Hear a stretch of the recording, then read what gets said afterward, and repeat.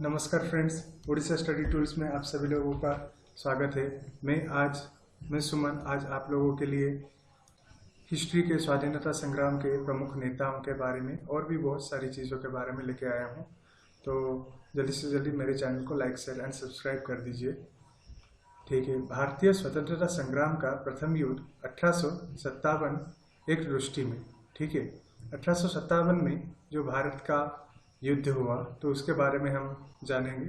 तो ब्रिटिश ने, आप सभी लोगों को पता है, पहले एंशिएंट हिस्ट्री है, फिर मेडिवल हिस्ट्री, फिर मॉडर्न हिस्ट्री। तो स्वाधीनता संग्राम मॉडर्न हिस्ट्री के अंतर्गत आता है। तो भारतीय स्वतंत्रता संग्राम का प्रथम युद्ध हुआ था जो 1857 में हुआ था। तो ये क्यों हुआ था ना, ब्रिटिश लोग हमारे यहाँ पे आके हमारे यहाँ पे पहले तो पर्तुगीज आए, वास्को दा गामा, तो उसके बाद अंग्रेज आए। तो जब आए उन्होंने क्या किया ना, यहाँ पे मतलब व्यापार करने के उद्देश्य से आए थे, लेकिन यहाँ पे रह गए और लोगों के ऊपर अत्याचार करना शुरू कर दिया, शोषण करना शुरू कर दिया। उन्होंने क्या किया ना, हमारे यहाँ से चीज़ें लेकर वहाँ अपने यहाँ मतलब खरीदा करते थे, सॉरी अपने यहाँ बेचा करते थे, और वहाँ से हमारे यहाँ के जो मतलब रॉ प्रोडक्ट्स है वो यहाँ से लेके वहाँ चले जाते थे, और वहाँ पे जाके वो लोग मटेरियल चीज़ें जो मतलब गुड्स है वो सब वहाँ से बना के यहाँ पे आके बेच देते थे ज़्यादा कीमत पर, और यहाँ पे फ्री में ले जाया करते थे। तो यहाँ वहाँ पे ज़मींदार प्रथा, कृषक, शिल्पकार, व्यापारी का संघर्ष जब शुरू हुआ, फिर असंतोष का जन्म हुआ तो प्रतिक्रिया हुआ, फिर विद्रोह हुआ, नागरिक विद्रोह का जन्म हुआ तो पराकाष्ठा हुआ। इस पर विस्फोट भी हुआ, ब्रिटिश शासन के प्रति उत्तर में हुआ। तो ब्रिटिश शासन की नीतियां जो थी वो बहुत ही प्रतिकूल प्रभाव पड़ा उन नीतियों पर। तो ठीक है, यहाँ पे मतलब नेतृत्व अपदस्थ शासक, महाभागिता कृषक राजा जमींदार, आर्थिक सामाजिक कारण यहाँ पे बहुत ज़्यादा हो गया। तो ठीक है, आगे बढ़ते हैं। 2 फरवरी 1857 विद्रोह का क्यों हुआ? बरहमपुर में विद्रोह हुआ। 19वीं बंगाल नेटिव इन्फेंट्री, ओके। 29 मार्च 1857 बैरकपुर, मुर्शिदाबाद, बंगाल में हुआ था विद्रोह। 23वीं बंगाल नेटिव इन्फेंट्री, फिर बलाटियम की 9वीं कंपनी में मंगल पांडे द्वारा विद्रोह किया गया था।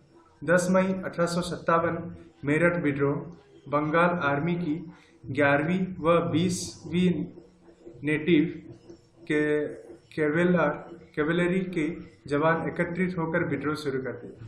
फिर 12 मई 1857 में दिल्ली विद्रोह, 4 जून 1857 में लखनऊ विद्रोह व झांसी विद्रोह, 5 जून 1857 में कानपुर विद्रोह, 6 या 7 जून 1857 में इलाहाबाद विद्रोह। तो विद्रोह में हिंसा न लेने वाला कश्मीर के गुलाब सिंह, हैदराबाद के हिस्सा न लेने वाला, तो यहाँ पे इन लोगों ने हिस्सा नहीं लिया था।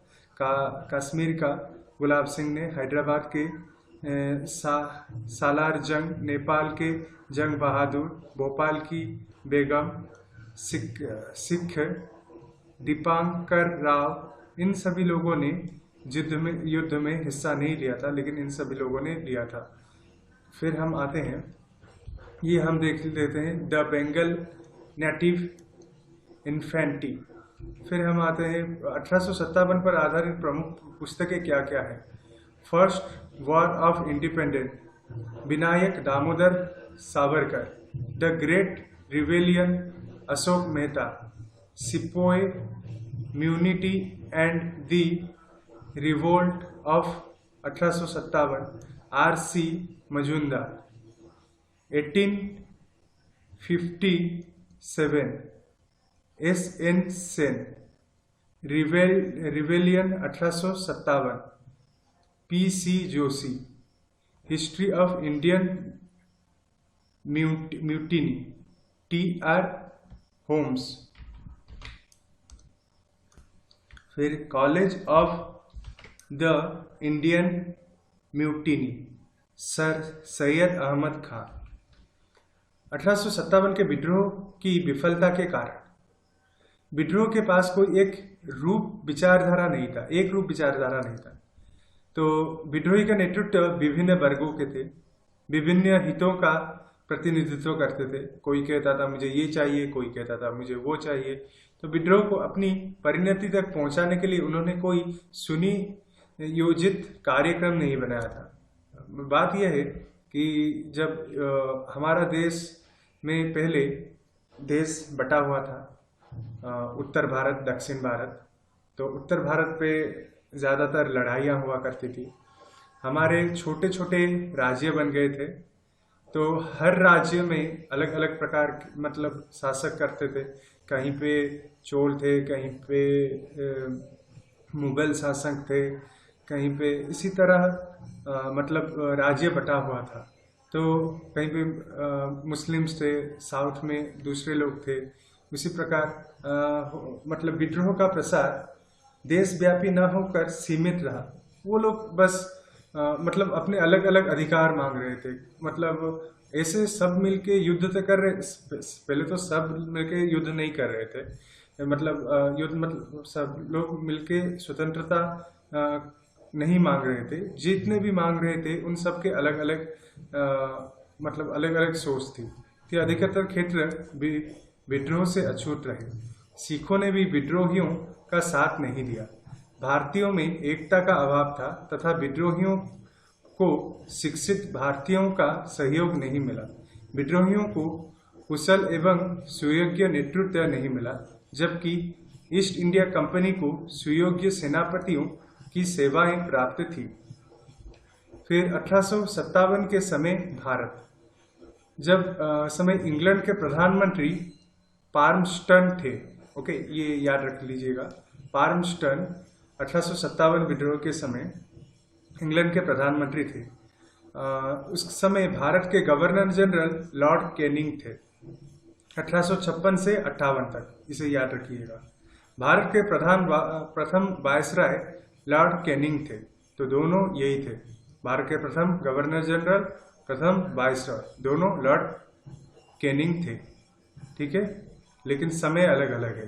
पहले वो गवर्नर जनरल बने, फिर वायसराय बने। 1857 के विद्रोह के समय कंपनी का मुख्य सेनापति जॉर्ज एनिसन था। ओके, उस समय सेना का मुख्य कार्यालय शिमला में था। तोपखाना का मुख्य कार्यालय मेरठ में था। 1857 से पूर्व मुद्रित भूमिगत अखबार मेरठ से द म्यूफसलाइट निकलता था, जिसके संपादक जॉन लेक 24 फरवरी 1846 थे। 1857 के विद्रोह के समय भारत का सम्राट बहादुर शाह जफर था। 1857 के झंडा गीत की रचना अजीमुल्ला ने की थी। फिर 1857 के विद्रोह के समय आजाद ए पयामी क्रांतिकारी अखबार के संपादक मियां बेदार बख्त थे। फिर हम आते हैं 1857 का विद्रोह। भारत प्रथम स्वतंत्रता संग्राम, ब्रिटिश इंडियन म्यूटिनी। भारत का अंतिम मुगल सम्राट बहादुर शाह जफर था। गवर्नर जनरल लॉर्ड कैनिंग था। भारत व अंग्रेजी सेना का अनुपात, भारतीय व अंग्रेजी सेना का अनुपात 2:1 था। मतलब 2 भारतीय थे, अंग्रेजी 1। ठीक है। नाना साहब प्रथम स्वाधीनता संग्राम के प्रमुख नेता नाना साहब थे। वे बाजीराव द्वितीय के दत्तक पुत्र थे। ओके, उनका वास्तविक नाम था धुंधु पंत था। अंग्रेज ने उन्हें पेशवा का उत्तराधिकारी मानने से अस्वीकार कर दिया था तथा 8 लाख रुपए की वार्षिक पेंशन बंद कर दी थी। फलतः नाना साहब ने अंग्रेजों के विरुद्ध क्रांतिकारियों का नेतृत्व किया। संघर्ष के बाद उन्होंने कानपुर पर अधिकार कर लिया तथा उनके अनेक अंग्रेजों द्वारा मारे गए। एक महान स्वतंत्रता सेनानी के रूप में नाना साहब नाम आता है। फिर टाटिया टोपी। तात्या टोपे स्वतंत्रता संग्राम के महान सेनापति थे। इनका वास्तविक नाम रामचंद्र पांडुरंग था। इन्हें इटली का गेरी वाल्डी भी कहा जाता है। इन्होंने अंग्रेजी के विरुद्ध 1857 के स्वतंत्रता आंदोलन को दीर्घकाल तक जारी रखा। अपनी सेना को लेकर इन्हें संकटकाल में जंगलों में छिपे रहना पड़ा था। ये अंतिम समय तक अंग्रेजों से लड़ते रहे। अंग्रेजों ने अप्रैल 1868 ईस्वी में इस महान देशभक्त को तोप से उड़वा दिया। फिर हम आते हैं महारानी लक्ष्मीबाई। बचपन का नाम मणिकर्णिका था। झांसी के राजा गंगाधर राव के साथ शादी करके उनके उपरांत इनका नाम महारानी लक्ष्मीबाई हुआ। झांसी की महारानी थी। राजा गंगाधर राव 1853 ईस्वी में मृत्यु को प्राप्त हो गए। अपने पति की मृत्यु के बाद दामोदर राव नामक एक अल्पवयस्क बालक को गोद लिया और पुत्र की संरक्षिका बनकर शासन कार्य प्रारंभ कर दिया।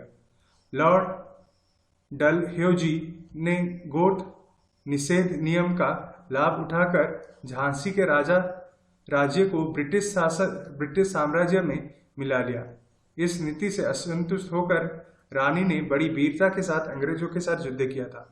1858 ईस्वी में ग्वालियर के किले में स्वतंत्रता की लड़ाई लड़ते हुए ही वीर गति को प्राप्त हुए थे। बाबू कुंवर सिंह बिहार प्रांत में आंदोलन की रणभेरी बजाने वाले महान स्वतंत्रता सेनापति थे। कुंवर सिंह यहाँ पर जगदीशपुर के जमींदार थे।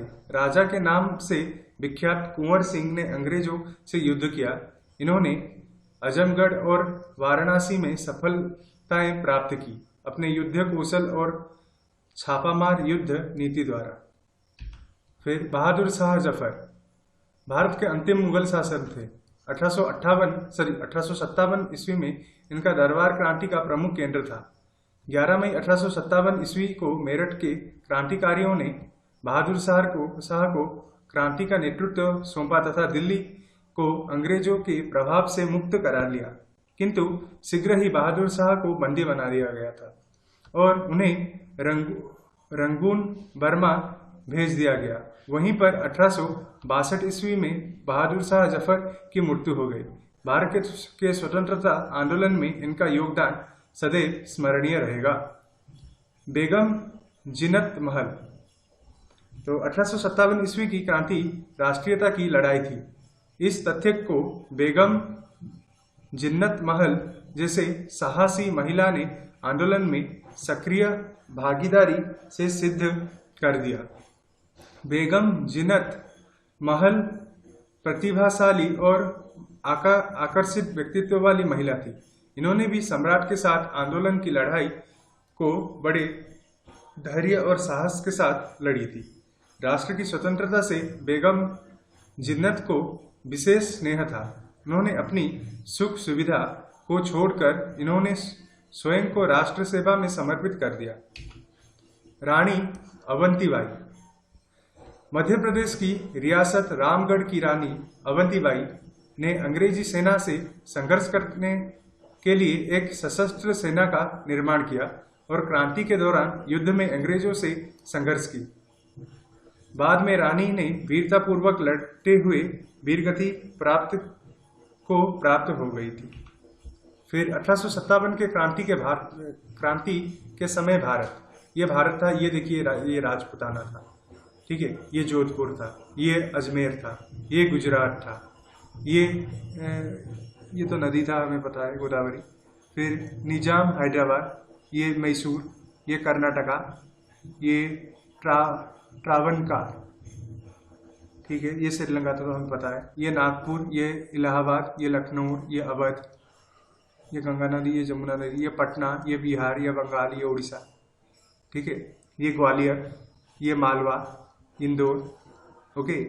ये बड़ौदा, ये क्या है थोड़ा देख लेते हैं। ये थे बड़ौदा, ठीक है। फिर हम आगे बढ़ते हैं। फिर ये गुप्त काल का भारत का स्वर्ण युग अभी मैं गुप्त काल के बारे में, तो हम मेडिवल हिस्ट्री में चले जा रहे हैं। ठीक है, शतरंज की खोज 24 खानों और 32 मोहरों वाले शतरंज खेल की शुरुआत गुप्त साम्राज्य 320 से 550 ईस्वी के दौरान भारत में हुई थी। मैं अभी जूम करके सब कुछ दिखाऊंगा, ठीक है, जिससे आपको अच्छे से। साहित्य, कालिदास भारत का शेक्सपियर द्वारा अभिज्ञान शकुंतलम में दुष्यंत व शकुंतला की प्रेम कहानी वर्णित है। सती प्रथा उल्लेख, गुप्त काल के एरण्य अभिलेख में हर्ष की माता यशोमती के सती का प्रमाण है। केंद्रीय शासन, सर्वोच्च अधिकारी राजा। गणित, संख्याओं का स्थानीयमान व शून्य का विकास। फिर चिकित्सा, 6वीं शताब्दी में बांगटट में आयुर्वेद के प्रसिद्ध ग्रंथ अष्टांगहृदय की रचना। चंद्रगुप्त विक्रमादित्य के दरबार में आयुर्वेद का विद्वान और चिकित्सक धन्वंतरी थे। फिर खगोल विद्या, आर्यभट्ट ने आर्यभट्टीय पुस्तक में पृथ्वी सूर्य के चारों ओर चक्कर लगाती है और अक्ष पर घूमती है, जो आज भी मान्य है। भवन निर्माण, हिंदू मंदिर व स्तूप का निर्माण हुआ था। ठीक है, फिर हम आगे बढ़ते हैं। विश्व का सबसे बड़ा हिंदू मंदिर परिसर अंकोर वाट मंदिर है। ठीक है, अंकोर वाट विश्व का सबसे बड़ा हिंदू मंदिर परिसर तथा विश्व का सबसे बड़ा धार्मिक स्मारक है। यह कंबोडिया के अंकोर में अवस्थित है, जिसका पुराना नाम यशोधरपुर था। इसका निर्माण सम्राट सूर्यवर्मन 1112 से 1153 के शासनकाल में हुआ था। यह विष्णु मंदिर है, जबकि इसके पूर्ववर्ती शासकों ने प्रायतः शिव मंदिरों का निर्माण किया था। मेकांग नदी के किनारे सिमरिप शहर में बना यह मंदिर आज भी विश्व का सबसे बड़ा हिंदू मंदिर है। तो मंदिर को 1963 में ईस्वी में कैम्बोडिया के राष्ट्रध्वज में भी स्थान दिया गया। यह मंदिर मेरू पर्वत का भी प्रतीक है। इसकी दीवारों पर भारतीय धर्म ग्रंथों के प्रसंगों का चित्रण है। असुरों और देवताओं के बीच समुद्र मंथन का दृश्य भी इसमें देखने को मिलता है। यूनेस्को के विश्व धरोहर स्थलों में शामिल किया गया है। ठीक है, हम फिर आगे बढ़ते हैं। सारनाथ की बुद्ध मूर्ति, गुप्त काल में सारनाथ की मूर्ति का एक बड़ा केंद्र था। ठीक है, तो यहाँ पे 5वीं सदी में यह बनाया गया था। पद्मासन मुद्रा में भगवान यहाँ पे बैठे हैं, मतलब गौतम बुद्ध पद्मासन में। ठीक है, ये धर्म चक्र उनके पीछे है, हाथ उपदेश देने के लिए है। उनके देखिए हाथ उपदेश दे रहे हैं। तो फिर आते हैं, ये 7 मनुष्यों को दिखाया गया है। बुद्ध जिस सिंहासन पर बैठे हैं, उनके निचले भाग में 7 मनुष्यों को दिखाया गया है। यहाँ पे देखिए 7 मनुष्य हैं। इनमें से 5 बुद्ध के प्रथम 5 अनुयायी थे एवं 2 दानी युगल हैं। ठीक है, यहाँ पे 5 उनके अनुयायी थे, 2 युगल हैं। फिर हम आते हैं अजंता गुफा में। यहाँ पे महाराष्ट्र में है। जलगांव रेलवे स्टेशन से 52 किलोमीटर दूर है। औरंगाबाद जिले में है महाराष्ट्र के। अजंता नामक गांव के पास स्थित है। तो अजंता की गुफाएं कहलाते हैं। बाधोरा नदी की घाटी में अवस्थित एक ऊंची पहाड़ी के ढाल को काटकर ये गुफाएं बनाए गए हैं। 1819 ईस्वी में मद्रास सेना के कुछ यूरोपीय सैनिकों ने इस गुफाओं की अकस्मात ही खोज की थी। 1824 ईस्वी में जनरल जेम्स अलेक्जेंडर ने रॉयल एशियाई सोसाइटी की पत्रिका में पहली बार इसका विवरण किया गया था। इसमें बुद्ध का बोधिसत्व एवं जातक कथाओं का वर्णन दृश्य मिलता है। ठीक है, सबसे ये सवाल बहुत ही महत्वपूर्ण है कि अजंता की गुफाओं में किसके बारे में वर्णन किया गया है। ये यूनेस्को के विश्व विरासत स्थल की सूची में 1983 ईस्वी में शामिल किया गया है। ये सवाल यूपीएससी में आते हैं। ये बहुत ही आसान, इसे याद ही रखना है क्योंकि ये हर एग्जाम में आते हैं। फिर महत्वपूर्ण परिस्योपयोगी तथ्य। गुप्त काल में कुमार रामात्य सबसे प्रमुख अधिकारी होते थे। गुप्त काल में सती प्रथा की प्रथम घटना का उल्लेख मिलता है। इसे जूम कर देता हूँ। क्या कहा, ठीक है। फिर वर्तमान में प्रचलित हिंदू धर्म के स्वरूप का निर्माण इसी युग में हुआ। फिर भगवत गीता की रचना इसी युग में हुई थी। अजंता की गुफाओं के चित्र इस युग की चित्रकला के सर्वोत्तम उदाहरण है।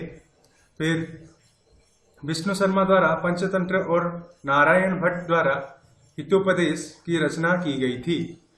फिर संस्कृत साहित्य में कालिदास व कुमार संभव, मेघदूत, अभिज्ञान शकुंतलम, मालविकाग्निमित्र आदि की रचना की गई थी। विशाखा दत्त की मुद्रा राक्षस, देवी चंद्रगुप्तम, भट्टी का रावण वध, शूद्रक का मुच्छक टिकम, सुबंधु की वासबद्धता व दंडी की 10 कुमार रचित इस युग में लिखे गए उच्च कोटि के साहित्य के उदाहरण है। ठीक है, इसे हम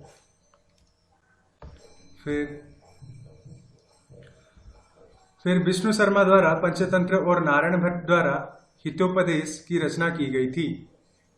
तो मैंने ये सब किया था। आर्यभट्ट द्वारा इस युग में गणितज्ञ एवं खगोल शास्त्री, इन्हें आर्यभट्ट गणित नाम से हमें जाना जाता है। आर्यभट्ट ने सूर्य सिद्धांत नामक ग्रंथ में यह सिद्ध किया है कि पृथ्वी अपने धुरी पर घूमती है।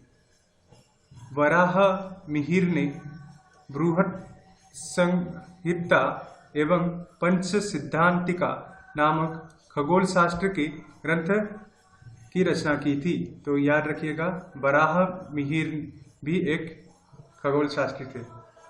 फिर ब्रह्मगुप्त का ब्रह्म सिद्धांत भी इस काल में खगोल शास्त्री थे। फिर सप्त पंचशिका वशिष्ठ सिद्धांत जैसे उच्च कोटि के ग्रंथ भी इस युग में रचे गए थे। धन्वंतरी तथा सुश्रुत इस युग के प्रख्यात वेद थे। ठीक है, फिर हम आते हैं गुप्तकालीन नाटक एवं नाटककार।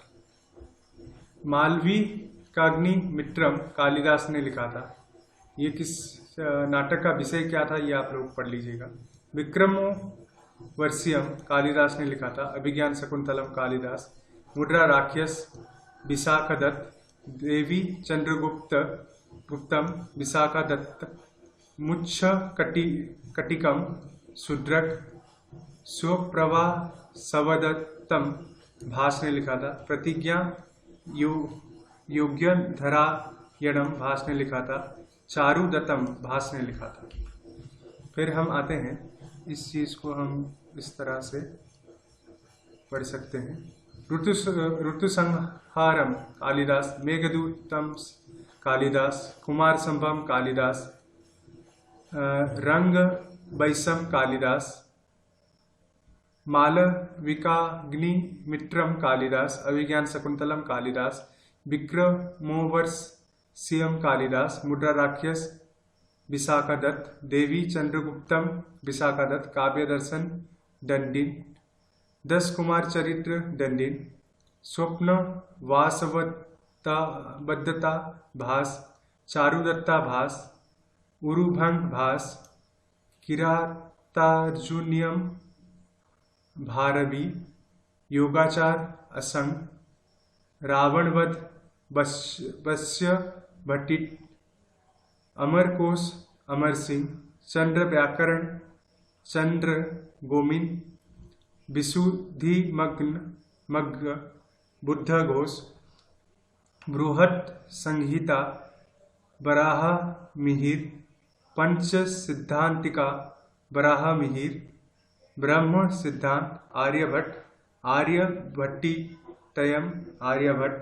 सूर्य सिद्धांत आर्यभट्ट। न्यायावतार सिद्ध से पंचतंत्र विष्णु शर्मा, नीति शास्त्र कामंदक, फिर कामसूत्र, वात्स्यायन, चरक संहिता, चरक, मुद्रक, कटिकम, शूद्रक। फिर हम आते हैं गुप्त, इस चीज को भी हम ये कर देते हैं। गुप्त स्वर्ण युग, काल्पनिक या वास्तविक। सांस्कृतिक उपलब्धियों के आधार पर अनेक विद्वानों ने गुप्त काल को भारतीय इतिहास स्वर्ण युग, हिंदी पुनर्जागरण का काल एवं राष्ट्रीयता के पुनरुत्थान का युग माना है। जबकि गुप्त राजाओं ने भारत ने पुनः राजनीतिक एकता स्थापित की, विदेशियों को पराजित किया, प्रशासनिक व्यवस्था स्थापित की, धर्म, कला और साहित्य तथा ज्ञान विज्ञान को प्रोत्साहित दिया।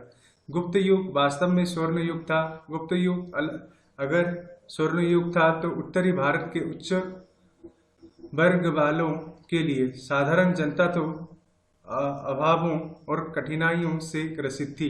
यह हिंदू पुनर्जागरण का युग भी नहीं था। हिंदू शब्द का व्यवहार अरबों ने गुप्त युग के पश्चात भारतीय के लिए किया। गुप्त युग की मूर्तिकला पर बौद्ध धर्म का स्पष्ट प्रभाव परिलक्षित होता है। ज्ञान विज्ञान भी विदेशी प्रभाव से मुक्त नहीं था। बराह मिहिर के रोमक एवं पोलिस सिद्धांतों पर सिकंदरिया के ज्योतिर्विद्य वेद पाल का प्रभाव देखने को मिलता है। साहित्यिक रचनाओं और ब्राह्मण धर्म का विकास भी प्राचीन परंपराओं से ही विकसित हुआ। फिर हम आते हैं वाकाटक राजवंश। ये समय स्थापना 255 ईस्वी, विंध्या शक्ति संस्थापक थे, राजधानी और शासित क्षेत्र। तो ये सब लोग आप लोग देख लीजिए। सालंकायन राजवंश 300 ईस्वी, ये इतना ज़्यादा महत्वपूर्ण नहीं है। तो नाग राजवंश 305, ये गुप्त साम्राज्य के समकालीन राजवंश। वैसे तो गुप्त काल में ज़्यादा सवाल आते नहीं हैं, आते हैं लेकिन इस तरह से नहीं आते। मारठ राजवंश के बारे में आप लोग थोड़ा जान लीजिए। 325 ईस्वी अच्युत, तो फिर 350 शकर वर्मन, फिर ठीक है, ये सब आप लोग। हुण राजवंश 500 ईस्वी, तोरमार पंजाब क्षेत्र का था। परवर्ती गुप्त शासक स्कंदगुप्त के उत्तराधिकारी पूर्वगुप्त, कुमारगुप्त द्वितीय, बुद्धगुप्त, नरसिंहगुप्त, बालादित्य, भानुगुप्त, वैन्यगुप्त, कुमारगुप्त तृतीय, विष्णुगुप्त। ये सभी इंपोर्टेंट है, ठीक है। गुप्तकालीन पुत्रों के प्रकार दर्तक दूसरे परिवार से गोद लिया गया था। औरस पिता का वेद पुत्र था। तो ये पुत्र के बारे में है, ये ज़्यादा इम्पोर्टेंट नहीं है। फिर आते हैं गुप्त काल के प्रमुख मंदिर। इन सब मंदिर के बारे में हम लोगों को जानना चाहिए। फिर सांची का मंदिर, सांची रायसेन जिला मध्य प्रदेश में है। गुप्त काल के प्रारंभिक मंदिर में से तिगवा का विष्णु मंदिर, तिगवा जबलपुर जिला मध्य प्रदेश। तिगवा का कांकाली देवी मंदिर। फिर एरण का विष्णु मंदिर, एरण में है, सागर जिला मध्य प्रदेश। नचना कुठार का पार्वती मंदिर, यह मध्य प्रदेश में है। भुमरा का शिव मंदिर, यह मध्य प्रदेश में है। पिपरिया का विष्णु मंदिर, यह मध्य प्रदेश। देवगढ़ का दशावतार मंदिर, यह उत्तर प्रदेश। भीतर गांव का कृष्ण मंदिर, यह उत्तर प्रदेश। सेपुर का लक्ष्मण मंदिर, यह छत्तीसगढ़ में है। मुकुंदर का मंदिर, ये राजस्थान। नागौद का शिव मंदिर, मध्य प्रदेश। खोह का शिव मंदिर, ये मध्य प्रदेश। मणि का मंदिर, ये मध्य प्रदेश। फिर मणि का नाग का मंदिर, ये बिहार में है। फिर हम आते हैं, ये गुप्त साम्राज्य का ये शासन ये मैप है। तो ठीक है, हम थोड़ा देख लेते हैं अच्छे से जूमिंग करके। ये हिमालय तो पता है, ये नाग, ये मालवा, इस तरह से ये वाकाटक, इस तरह से ये सब। गुप्त साम्राज्य पतन के कारण अयोग्य तथा निर्बल उत्तराधिकारी, ठीक है। बाह्य आक्रमण, बौद्ध धर्म का प्रभाव। फिर हम आते हैं, फिर ह्वेंसान कौन थे? चंद्रगुप्त द्वितीय के काल में चीन यात्री ह्वेंसान थे। तो ये आए थे, भारत चीन भाषा का धर्म अर्थ धर्म है। चीन भाषा में फा का अर्थ धर्म है। हियान का अर्थ आचार्य। इस प्रकार हुएनसांग से तात्पर्य है धर्माचार। बचपन का नाम कुड़ था। इसके द्वारा छोड़ा गया भ्रमर वृत्तांत चंद्रगुप्त कालीन भारत की सांस्कृतिक दशा का स्पष्ट निरूपण करता है। हुएनसांग ने बौद्ध धर्म के अध्ययन तथा प्रमुख बौद्ध स्थापनों को देखने की इच्छा से भारत में यात्रा प्रारंभ की। फिर हम आते हैं प्रमुख स्थान। मध्य प्रदेश ब्राह्मणों का देश था, जहाँ लोग सुखी और संपन्न थे। तो यहाँ मृत्युदंड नहीं दिया जाता था, केवल आर्थिक दंड प्रचलित थे। तो राजद्रोह के अपराध में केवल दाहिना हाथ काट लिया जाता था। तो ये उन सभी के बारे में, ठीक है। फिर हम आते हैं चंद्रगुप्त II के न रत्न, ठीक है। क्षम्पका ज्योतिष विद्या, ज्योतिष शास्त्र लिखे हैं। धन्वंतरी ये चिकित्सा से, आयुर्वेद से। कालिदास नाटक व काव्य। अमर सिंह शब्दकोश रचना। बराह मिहिर ज्योतिष विज्ञान। बरुचि व्याकरण। शंकु वास्तुकला। बेताल भट्ट जादू। हरिसेन कवि थे। भारत के शेक्सपियर। फिर गुप्त साम्राज्य श्रीगुप्त, घटोत्कच गुप्त, दोनों में पूर्व स्वतंत्रता शासक नहीं थे। चंद्रगुप्त प्रथम, चंद्रगुप्त का वास्तविक संस्थापक गुप्त संवत 319 ईस्वी से प्रारंभ। समुद्रगुप्त, फिर चंद्रगुप्त द्वितीय, फिर कुमारगुप्त प्रथम, फिर स्कंदगुप्त। ये गुप्त साम्राज्य के बारे में है। ये बहुत ही इंपॉर्टेंट है, हमें ये याद रखना है। फिर गुप्त शासकों की प्रमुख उपाधियां। श्रीगुप्त आदि राज महाराज, उत्तराधिकारी थे। फिर घटोत्कच महाराजा, ये उपाधि थी, ठीक है। आदिराज या महाराज श्रीगुप्त को। घटोत्कच महाराज। चंद्रगुप्त I महाराजाधिराज। समुद्रगुप्त पराक्रमाक। चंद्रगुप्त द्वितीय विक्रमादित्य विक्रमांक। कुमारगुप्त महेंद्रदित्य शक्रादित्य। स्कंदगुप्त क्रमादित्य। तो सवाल किस तरह से आएंगे कि श्रीगुप्त को किस उपाधि से नवाजा गया था? तो आदि राज या महाराज। घटोत्कच को किस उपाधि से नवाजा गया था? महाराज। तो ये बहुत इंपॉर्टेंट है। चंद्रगुप्त को ऐसे सवाल भी आते हैं, महाराजाधिराज की उपाधि, महाराजाधिराज की उपाधि किसे दिया गया था? तो चंद्रगुप्त I को। फिर पराक्रमाक किसे दिया गया था उपाधि? तो समुद्रगुप्त को।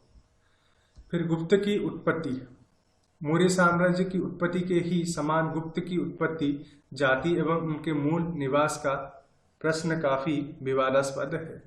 तो गुप्त शासकों के साथ क्या संबंध था यह निश्चित नहीं किया। तो इस तरह से गुप्त महाभाव्य, इस तरह से इसका ब्राह्मण जाति से था। तो ये ज़्यादा इतना इम्पोर्टेंट ब्रीफ में जाने की ज़रूरत नहीं। ये टोटल हो गया। तो दोस्तों जल्दी से जल्दी मेरे चैनल को लाइक शेयर एंड सब्सक्राइब कर दीजिए। आशा करता हूँ आपको ये सेशन अच्छा लगा होगा। तो आज के लिए इतना ही, धन्यवाद।